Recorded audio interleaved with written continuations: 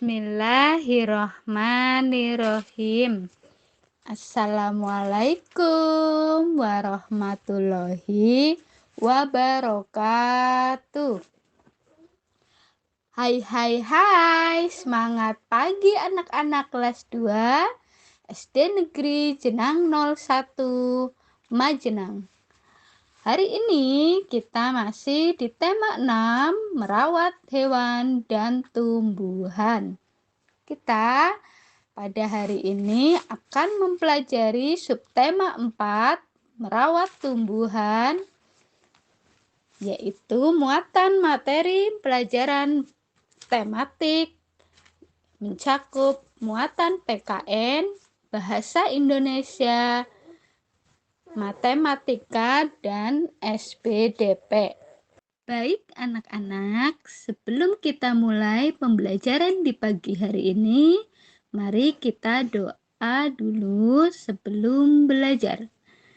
Ya Allah, tambahkanlah aku ilmu dan berikanlah aku rezeki akan kepahaman, dan jadikanlah aku termasuk golongan orang-orang yang soleh. Amin. Baik anak-anak, kita mulai pembelajaran pada subtema 4, materi PKN, yaitu tentang tata tertib yang berlaku di sekolah. Tata tertib adalah aturan yang harus dipatuhi dan dilaksanakan. Salah satu tata tertib di sekolah adalah tata tertib dalam menjaga dan merawat tanaman yang ada di sekolah. Mari kita perhatikan pada gambar tersebut. Di situ ada contoh tata tertib merawat tanaman di sekolah, yaitu adalah menyiram tanaman secara bergiliran. Yang harus mematuhi tata tertib itu adalah semua warga sekolah. Siapa warga sekolah? Siswa, guru, kepala sekolah, tukang kebun, penjaga sekolah, dan semua anggota yang ada di sekolah. Itu disebut warga sekolah ya anak-anak. Nah, peraturan tersebut harus dipatuhi karena untuk kenyamanan semua orang. Kalian tentunya wajib menjaga dan merawat tanaman karena berguna agar tanaman di sekolah tumbuh subur, indah, dan terawat. Berikutnya kita lihat di situ ada gambar seorang tukang kebun sedang menyiram tanaman yang ada di sekolah. Anak-anak membantu menyiramnya secara bergiliran. Perilaku atau sikap anak-anak tersebut tentu patut dicontoh, ya. Jadi kalian besok kalau sudah mulai masuk sekolah kembali harus merawat tanaman yang ada di sekolah kalian ya. Anak-anak, jangan lupa kalian di rumah pun membantu ibu kalian merawat tanaman agar tumbuh subur, indah, dan terawat ya. Selanjutnya, mari kita lihat di situ.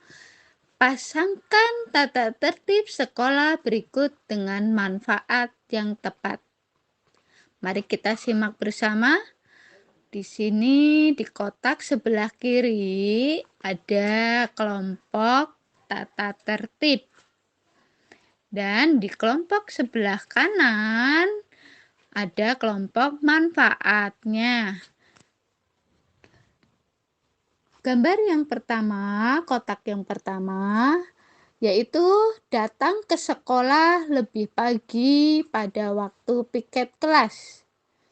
Tata tertib tersebut tentunya sangat bermanfaat, yaitu manfaatnya siswa dapat melaksanakan tugas piket dengan baik. Selanjutnya, tata tertib menyiram tanaman di dalam pot. Manfaatnya, tanaman tumbuh subur. Menyapu kelas. Tata tertib menyapu kelas ini bermanfaat. Kelasnya menjadi bersih dan nyaman untuk belajar ya, tentunya. Selanjutnya, menghapus papan tulis. Nah, setiap pulang sekolah biasanya kalian diminta untuk menghapus papan tulis, yang mana manfaatnya jika kalian mematuhi tata tertib tersebut, yaitu kegiatan belajar lancar karena guru selalu siap menggunakan papan tulis. Terakhir, tata tertibnya yaitu mengatur rak buku di kelas. Nah, jika kalian mematuhi tata tertib mengatur rak buku di kelas, maka buku-buku pastinya tertata rapi. Kelas pun menjadi nyaman dan kalian tentunya belajarnya tambah semangat. Iya apa bukan? Benar. Oke anak-anak, sekarang mari kita berikan tanda centang jika pernyataan sesuai dengan tata tertib. Berikan tanda silang jika pernyataan tidak sesuai dengan tata tertib sekolah. Mari kita lihat pernyataan nomor 1. Siswa mengobrol saat guru menjelaskan tugas yang harus dikerjakan. Kira-kira mematuhi atau tidak ya? Tidak ya, maka keterangannya disilang merah. Kenapa? Akibatnya, siswa tersebut kurang memahami tugas yang harus diselesaikan, sehingga tidak bisa berperan aktif dalam kelompok. Nah, jadi kalian mudah-mudahan tidak mengobrol ya apabila Bu Guru menjelaskan tugas. Baik, yang nomor 2 yaitu siswa aktif memberikan pendapat pada diskusi kelompok. Nah, ini sesuai dengan tata tertib. Yang ketiga, siswa mendengarkan dengan baik ketika temannya berpendapat. Ini juga sesuai dengan tata tertib. Yang keempat, siswa menanggapi pendapat temannya dengan santun. Ini pernyataan sesuai dengan tata tertib. Jadi kalau kalian menanggapi pendapat temannya harus dengan bahasa yang enak didengar ya. Yang kelima, hasil diskusi disimpulkan berdasarkan pendapat satu anggota. Nah, ini tidak sesuai dengan tata tertib sekolah. Kenapa? Karena nanti berakibat terjadi perpecahan dan perselisihan. Apabila nanti pendapat satu anggota ini dituruti, pendapat yang banyak tidak dituruti, maka akan terjadi keributan ya. Kurang adil. Jadi, itulah pernyataan yang sesuai dengan tata tertib, dan jika kita melanggar tata tertib sekolah, tentunya akan berakibat, dan supaya tidak mengakibatkan yang tidak baik, maka kita wajib mematuhi tata tertib sekolah dengan disiplin. Oke anak-anak, mari kita simpulkan bersama-sama tentang materi muatan PKN pada subtema 4 adalah kesimpulannya, tanaman di sekitar kita harus dirawat. Merawat tanaman memberi banyak manfaat, yaitu lingkungan menjadi indah, udara menjadi segar, buah dari tumbuhan bisa dimakan, kita juga bisa bermain di bawah pohon. Kesimpulan selanjutnya, tidak merawat tanaman akan menimbulkan berbagai akibat, yaitu diantaranya tanaman menjadi layu dan mati. Pohon besar yang tidak dipangkas bisa tumbang saat hujan. Hal ini akan membahayakan masyarakat. Untuk mencegahnya, kita harus merawat tanaman bersama-sama. Oke, sekarang kita lanjutkan materi muatan bahasa Indonesia di subtema 4, yaitu menulis percakapan menggunakan kalimat tanya. Sebelum itu, Bu Guru akan mengingatkan kalian bahwa kalimat untuk menanyakan sesuatu disebut kalimat tanya. Kalimat tanya ditandai dengan tanda tanya ya di akhir kalimat. Kalimat tersebut harus dibaca dengan intonasi yang tepat. Tanda tanya berada di akhir kalimat. Kata tanya berada di awal kalimat. Ada 6 kata tanya, yaitu apa, di mana, siapa, kapan, bagaimana. Dalam menyusun kalimat tanya, kalian harus memperhatikan kata tanya dan tanda tanyanya. Untuk menjelaskan perbedaan kata tanya, kalian menggunakan intonasi dengan tepat.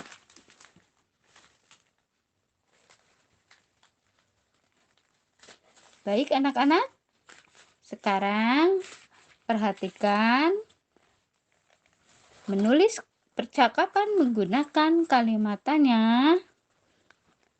Kalian diminta dapat menggunakan dalam sebuah percakapan. Untuk membuatnya, kamu perlu menentukan tema terlebih dahulu. Setelah itu, buatlah pertanyaan dengan menggunakan kata tanya, ya. Mari kita simak teks percakapan berikut ini. Di situ ada percakapan antara Cici dan Ale. Cici bertanya, "Apakah kamu melihat Made, Ale?" Ale pun menjawab, "Made sedang bersama Dende di taman sekolah." Cici bertanya, "Apa yang sedang mereka lakukan?" "Mereka sedang menyiapkan bunga-bunga yang akan ditanam." "Di mana mereka akan menanam bunga-bunga itu?" "Di taman kecil depan kelas." "Baiklah, kalau begitu, aku akan menyuruh mereka." "Baiklah, kalau begitu, aku akan menyusul mereka," kata Cici kepada Ale. "Terima kasih, Ale." Ale pun menjawab, "Sama-sama, Cici." Nah, bagaimana anak-anak? Kalian sekarang sudah bisa ya memahami percakapan menggunakan kalimat tanya? Sekarang tugas kalian adalah buatlah percakapan menggunakan kalimat tanya dengan memperhatikan penggunaan huruf kapital dan tanda tanya di akhir kalimat. Silakan tugas ini dikerjakan di buku tulis Bahasa Indonesia dengan tulisan tegak bersambung. Baik, berikutnya yaitu muatan matematika pada tema 6, subtema 4. Bu Guru akan mengajak kalian mempelajari tentang alat ukur berat, yaitu tentang membandingkan berat benda dan mengukur berat benda. Tentu saja kalian masih ingat ya, membandingkan berat benda yang diukur dengan satuan baku. Satuan baku, alat ukurnya yaitu seperti timbangan kue. Tentu kita sudah mempelajari timbangan kue, yaitu satuannya gram ya. Ada timbangan warung, timbangan badan untuk manusia, timbangan beras, timbangan gantung, dan neraca untuk mengukur berat emas. Ada pula alat ukur tidak baku, yaitu seperti jangkal tangan, lengan, dan depa. Kalian tahu? Depa itu seperti yang ada di gambar itu, bisa kalian lihat, dua tangan yang direntangkan. Itu merupakan contoh alat ukur tidak baku. Amati berat benda yang ada pada gambar berikut. Nah, sekarang kita akan belajar tentang mengukur berat benda ya. Mengukur berat benda di sini pada gambar ada benda buku dan berat benda pisang. Buku di sini turun ke bawah timbangannya. Jadi artinya buku ini lebih berat dibandingkan pisang. Pisang lebih ringan dari buku. Bisa kita bandingkan dengan kata lebih dari. Lebih dari tandanya seperti ini ya. Kurang dari. Jadi misalnya pisang kurang dari buku. Nah, pisang tandanya kurang dari seperti ini dari buku. Kalau tanda sama dengan, tentunya kalian sudah memahami semua ya. Tanda sama dengan digunakan untuk berat benda yang beratnya sama, ya. Baik, selanjutnya perhatikan contoh berikut ini. Di sini ada contoh berat benda yang diukur dengan satuan baku. Di sini ada gambar duku ya. Duku itu nama buah. Jadi buah duku di sini digambar A. Beratnya pada kelompok A 20 hektogram, 2 kantong. Masing-masing beratnya 20 hektogram. Jadi jika kita hitung 20 hektogram ditambah 20 hektogram sama dengan 40 hektogram. Atau sama dengan 4 kilogram. Sedangkan berat duku pada kelompok B ada 3 kantong, masing-masing kantong beratnya 1 kilogram. 1 kilogram ditambah 1 kilogram ditambah 1 kilogram sama dengan 3 kilogram. Jadi, duku pada kelompok A 4 kilogram lebih berat dari duku kelompok B. Ya.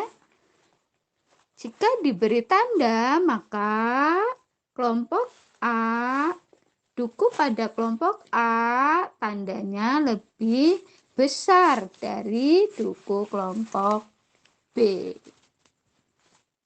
Paham ya anak-anak? Alhamdulillah. Nah, sekarang kita lihat pada buku paket halaman 183. Di situ ada 5 soal. Mari kita kerjakan bersama. Berilah tanda lebih dari atau lebih besar, kurang dari atau sama dengan pada soal-soal berikut.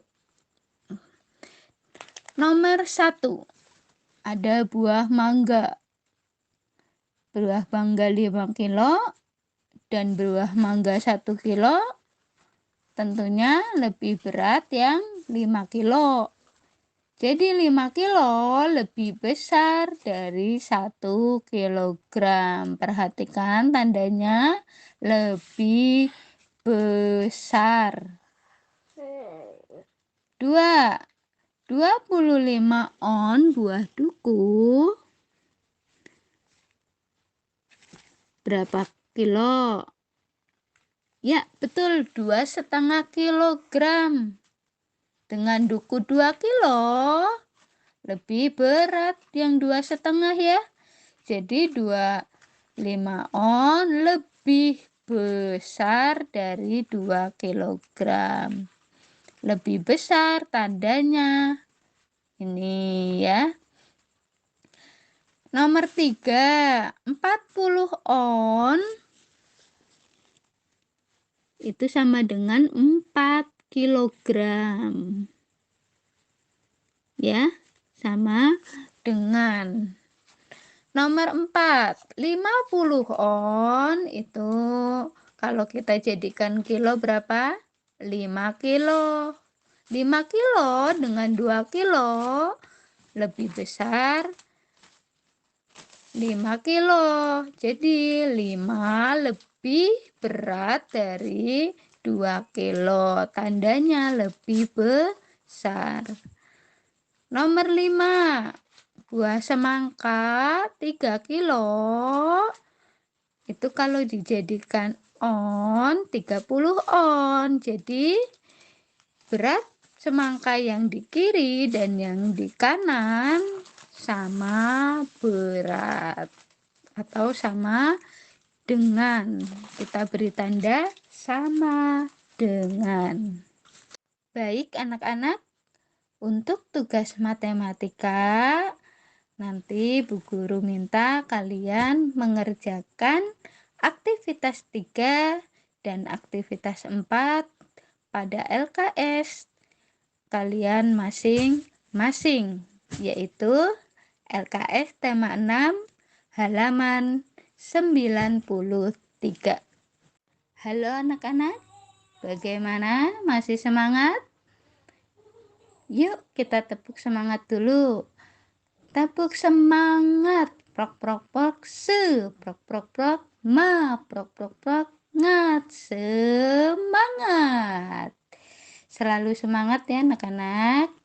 Kita akan melanjutkan materi muatan pelajaran seni budaya dan prakarya.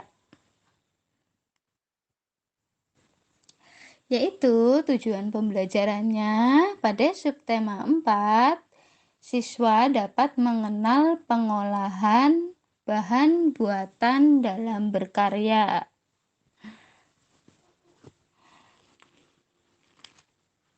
Ingatlah kembali pembelajaran tentang kreasi hiasan dari bahan buatan. Ada berbagai bahan buatan yang dapat digunakan untuk membuat kreasi hiasan dari bahan buatan. Mari kita lihat. Di situ ada sebuah karya yang dapat dibuat dari bahan buatan. Dan contoh karya dari bahan buatan. Di sebelah kiri ada burung yang terbuat dari kertas lipat. Kertas lipat biasanya kita menggunakan kertas origami. Tentu kalian semua sudah mengenalnya, bukan? Ada pula di situ tas rajut yang terbuat dari benang wol. Adapun tas anyaman dari plastik kemasan makanan. Di situ ada tas, biasanya kalau yang itu dari bekas plastik kopi ya, bungkus kopi. Ada pula bunga yang terbuat dari bahan buatan sedotan ya. Baik, nanti kalian bisa melakukan kegiatan dengan melihat pada halaman 83 di LKS. Silahkan nanti kalian kerjakan dari rumah ya, bersama teman-teman kalian, atau boleh dengan orang tua ya. Baik, selamat mencoba. Alhamdulillah anak-anakku, pembelajaran di hari ini mengenai materi subtema 4 pada tema 6 dapat kita pelajari dengan seksama. Semoga apa yang Bu Guru jelaskan di sini dapat dipahami oleh kalian. Dan jangan lupa tetap jaga kesehatan, patuhi protokol kesehatan dengan mencuci tangan, memakai masker jika berpergian, dan jaga jarak, serta tidak berkerumun. Baik anak-anak, itu saja dari Bu Guru, cukup sekian. Wassalamualaikum warahmatullahi wabarakatuh.